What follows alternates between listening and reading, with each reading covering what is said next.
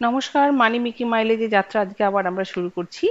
আজকে শুধু আমরা উইকলি অ্যানালিসিস বা মানডে ট্রেডিং স্ট্র্যাটেজি নিয়ে আলোচনা করব না, আমরা কিছু ম্যাক্রো ইকোনমি নিয়েও আলোচনা করব। লাস্ট উইকে মার্কেটে আমাদের ওয়েট অ্যান্ড ওয়াচ এই মুডেই ছিল, আর আমাদের নজর ছিল ট্রাম্প পুতিন নামে দুটো মহাশক্তির মিটিংয়ের উপর। যদিও আমাদের এই মিটিংয়ে ডাইরেক্ট কোনো ইনভলভমেন্ট ছিল না, তথাপি ইনডাইরেক্ট পলিটিক্যাল গেইন হিসেবে ট্রাম্প বলেছে যে এক্সট্রা 25% ট্যারিফের যে কথাটা উঠেছিল সেটা হয়তো এক্ষুনি লাগু হবে না। এটা কনফার্মেশন আসবে আমাদের 24 তারিখে। এটা মার্কেটের জন্য অবশ্যই একটা পজিটিভ নিউজ, কারণ মার্কেটের মেন প্রেশারটাই ছিল এই ট্যারিফ ওয়ারের কারণে। এস&পি গ্লোবাল বলে একটা রেটিং এজেন্সি প্রায় 18 বছর বাদে ইন্ডিয়ান মার্কেটে একটা পজিটিভ রেটিং দিয়েছে।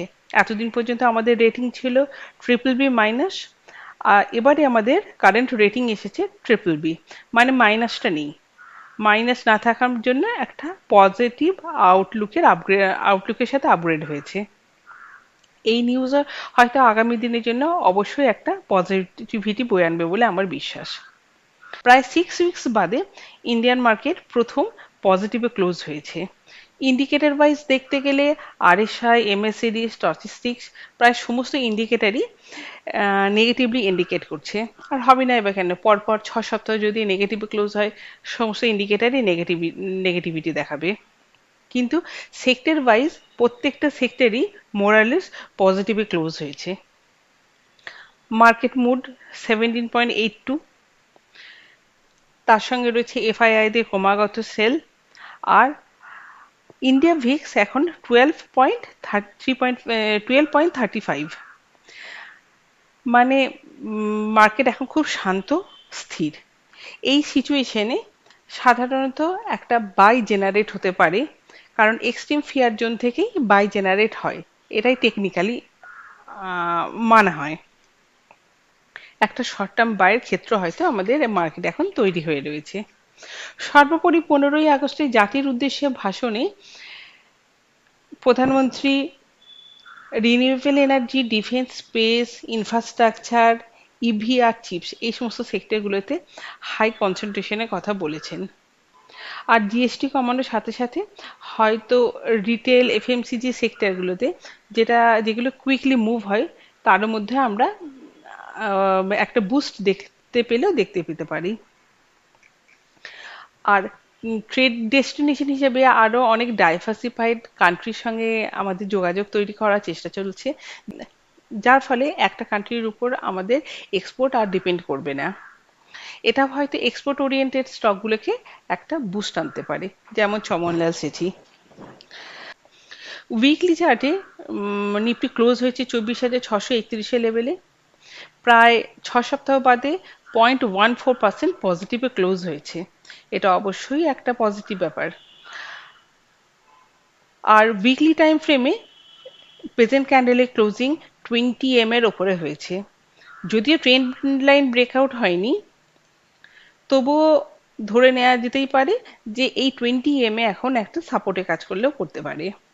যাই হোক, যে লেভেলগুলো আমাদের উইকলি টাইম ফ্রেমে বেরিয়ে আসছে রেজিস্ট্যান্স হিসাবে, লেভেলগুলো হচ্ছে 24,750, 24,850 এবং 25,050 থেকে 25,000।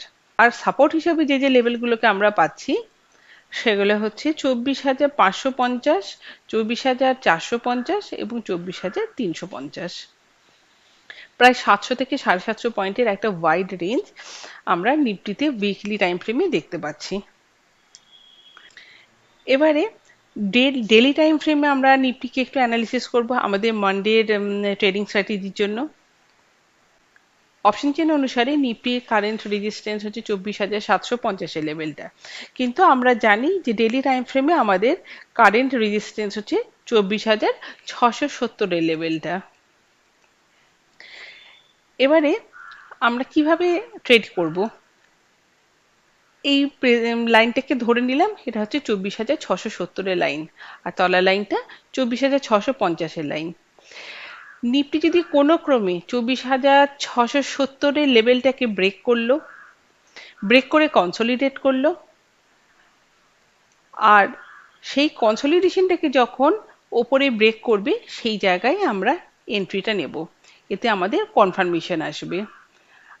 আবার এরকমও সিনারিও হতে পারে যে নিফটি 24,670 এর লেভেলটাকে ব্রেক করলো, কনসলিডেট করলো এবং তারপরে একটা পুল ব্যাক আসলো। আমরা কিন্তু সেই পুল ব্যাকে অবশ্য করে এন্ট্রি নেব না।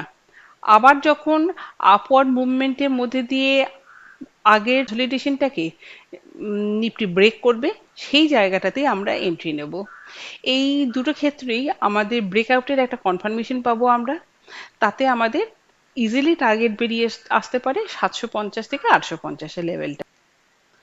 আবার নিফটি কোনো কারণে যদি 24,570 থেকে 550 এই লেভেলটাকে নেগেটিভলি ব্রেক করে, সেই ক্ষেত্রে আমাদের টার্গেট বেরিয়ে আসতে পারে 24,450 থেকে 24,350 লেভেলটা। কিন্তু সেল করার আগে অবশ্যই আমাদের সেলিং কনফার্মেশন আসা পাওয়া দরকার, মানে পুল ব্যাক আসবে বা কনসলিডেট করবে এরকম ধরনের। আদারওয়াইজ কিন্তু 24,550 থেকে 570 এই লেভেলটাই আমাদের বাই অ্যান্ড ডিপেরও লেভেল। আমরা লাস্ট উইকে সুইং ট্রেডিং এর জন্য যে স্টকটা নিয়েছিলাম সেটা ছিল ইএনআইএল। এই স্টকটাতে আমাদের সেরকম ভাবে কোনো কাজ হয়নি, স্টকটাকে এখনো আমরা হোল্ড করছি। দেখা যাক এই সপ্তাহে সেটা টার্গেট বা স্টপ লস কোনোটা হিট করে কিনা। আমরা কারেন্ট উইকে আমাদের সুইং ট্রেডিং এর জন্য যে দুটো স্টককে পিক করেছি, প্রথমটা হচ্ছে ভাটিকুয়াবাগ। ভাটিকুয়াবাগ 1570 থেকে 65 মধ্যে আমরা এন্ট্রি নেওয়ার চেষ্টা করব। আমাদের টার্গেট হবে 1610, 1615, 1635 এবং 1670। স্টপ লস হিসাবে আমরা মেনটেন করব 1545 লেভেলটা। আর অ্যাপোলো মাইক্রো সিস্টেম আমার সেকেন্ড পিক। এএমএস এ 189 থেকে 185 এর মধ্যে আমরা এন্ট্রি নেওয়ার চেষ্টা করব। স্টপ লস হিসাবে মেনটেন করব 180 লেভেলটা। টার্গেট হিসাবে আমাদের বেরিয়ে আসছে 196, 202, 210, 220। আমরা দুটো স্টকের ক্ষেত্রেই ট্রেলিং স্টপ লস মেনটেন করতে পারি প্রফিট ম্যাক্সিমাইজেশনের জন্য। লাস্ট ডে আমাদের ইন্টারডে স্টক হিসেবে যে স্টকগুলোকে পিক করেছিলাম সেগুলো ছিল ক্লিন সায়েন্স এবং টাটা টেকনোলজি। দুটোতেই আমাদের স্ট্র্যাটেজি অনুযায়ী কাজ হয়নি, দুটোই ফেল করেছে। আর আগামী দিন আমরা যে স্টকগুলোতে কাজ করতে পারি, এশিয়ান পেন্টস। এশিয়ান পেন্টস 2535-এর ওপরে যদি ক্লোজ হয় সেই ক্ষেত্রে আমরা বাইরে যাব। 2595 সেক্ষেত্রে আমাদের টার্গেট হবে, স্টপ লস হবে 2500 লেভেলটা। আবার আমরা 98 থেকে 2600 লেভেলে একটা সেল করতে পারি। সেল করলে আমরা স্টপ লস দেবো 1605 থেকে 7 লেভেলটা। আর আমাদের টার্গেট হিসাবে বেরিয়ে আসতে পারে 2560 লেভেলটা। এমটাটেক আমার দ্বিতীয় পিক। এমটাটেক আমরা 1510 থেকে 1490 এই লেভেলে এন্ট্রি নেওয়ার চেষ্টা করব। স্টপ লস হিসাবে ইন্ট্রাডে স্টপ লস হিসাবে আমরা মেনটেন করব 1475। আর টার্গেট হিসাবে বেরিয়ে আসতে পারে 1545, 1560 ইত্যাদি। দেখা যাক কালকে দিনটা আমাদের কেমন কাটে। Thank you, best of lakh.